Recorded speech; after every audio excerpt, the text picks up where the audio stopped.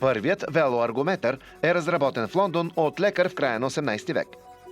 Той е разработен за раздвижване на ставите на пациенти, болни от подагра, ревматични заболявания и други болести. Съвременният велоаргометър помага на хората да останат във форма, за да не се разболеят. При този велоаргометър магнити са свързани с маховик. Така въртенето на педалите става по-трудно и колоездачът тренира. Производството започва с стоманена тръба за основата. Машина отбелязва центъра на тръбата. Така компютъризираната лазерна машина за рязане пробива необходимите дупки за сглобяване на точните места. След дупките лазерната машина отрязва тръбата. Автоматизирана машина взема парчетата и ги оставя върху палета. След това се поставят болтове, върху които ще се постави рамката. Около болтовете се слага уплътнител. Трите части, които заедно образуват рамката, се поставят в специална стяга. Стягата се обръща и робот заварява трите части заедно. И така завършва конструкцията на основата на велоергометъра. Автоматичната машина за заваряване има две стяги. В едната се поставят парчетата за рамката. Докато те се заваряват, от другата страна се поставят следващите парчета за заваряване. Когато те започнат да се заваряват, готовата основа се поема от работник. Заварките се заглаждат и всички гръпавини се отстраняват. Металът се минава с пясъкоструйка, измива се и се минава с грунт. Основната рамка се заземява и се минава с електростатична смола и пигмент. След като се изпекат, те ще образуват защитно покритие. В друг цех преса пробива дупки за ръкохватките и седалката на велоергометъра. Дупките служат за регулирането на двете части на завършения велоергометър. Следват модула за захващане на ръкохватките за челната тръба. С помощта на преса, горната част на стойката се захваща за модула. След бърза проверка с гуменчук, двете парчета се оставят настрани. В друг цех 5 тръби за седалки се подреждат и захващат, след което върху тях се поставя шаблон с букви. Специална палка се потапя в химически разтвор и с нея се минава шаблона. Така буквите се прогарят в стоманата. Те ще служат за маркери за регулирането на седалката. Тук се пробиват дупки за вала в курбела на велоергометъра. Дълбочината на дупката се проверява със специален уред. Валът се поставя в дупката и се натиска с помощта на преса.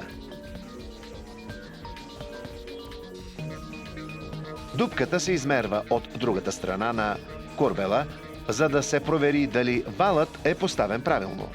След това двете части се захващат с болт. След това курбелът се поставя в струк. За да се защити курбелът от парченцата метал, върху него се поставя кълъв от пяна, докато стругът обработва частта, която ще захване ролката на велоергометъра.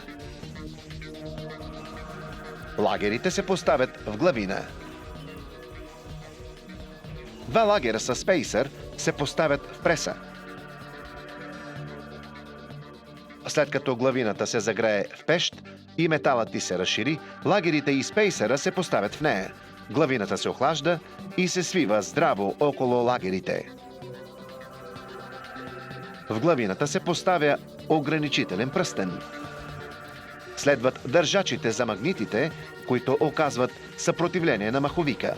Всеки един от тях се поставя в специален уред, за да се проверят размерите му. Проверява се силата на магнитите и ако отговарят на изискванията, във всеки държач се поставят два.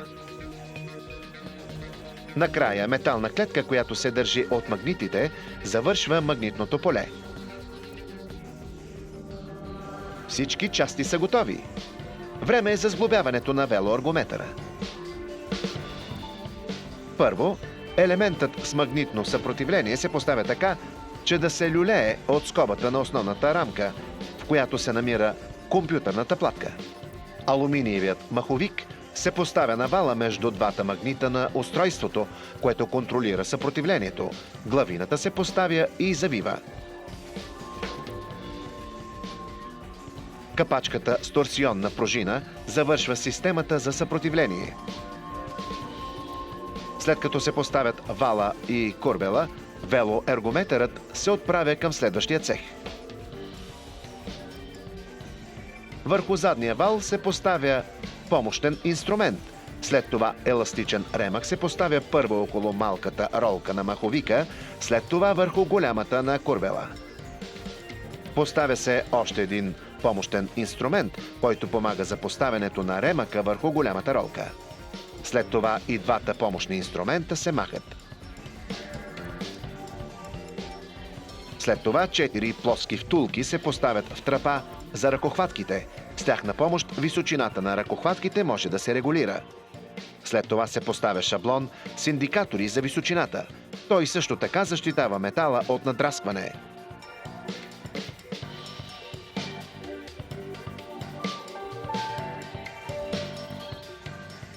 Поставя се и втория курбел, който се затяга до определена степен.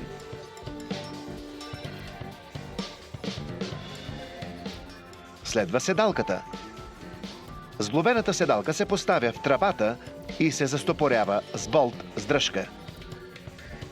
След това се поставят ръкохватките, които са оборудвани с кабел за степените на съпротивление и комуникационни кабели. Те минават през тръбата. Ръкохватките също се захващат с болт с дръжка.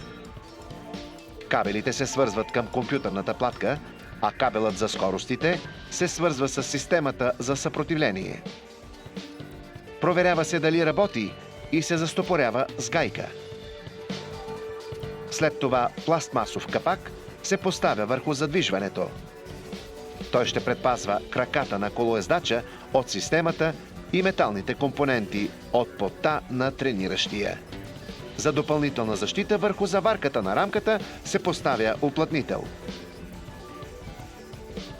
Върху рамката на колелото се поставят още отлети пластмасови покрития. И двете покрития се захващат с болтове. Следва изпробването. Микрофон се закача на магнитите на вала и маховикът се завърта с максимална скорост. Велоергометърът е проектиран да работи възможно най-тихо. Децибелометър потвърждава, че нивото на шум е минимално.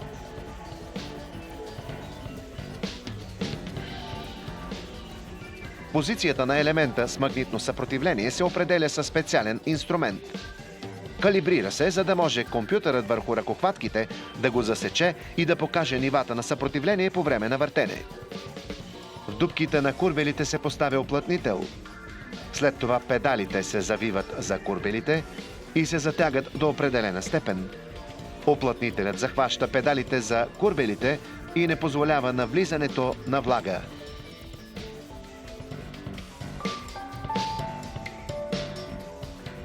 Рамката вече може да се постави върху основата. Тя се захваща с болтове за основата, върху които се завиват гайки. Около маховика се поставя метален предпазител, който не позволява контакт с маховика, докато велоергометърът се използва. След това се поставя компютърът и ръкохватките.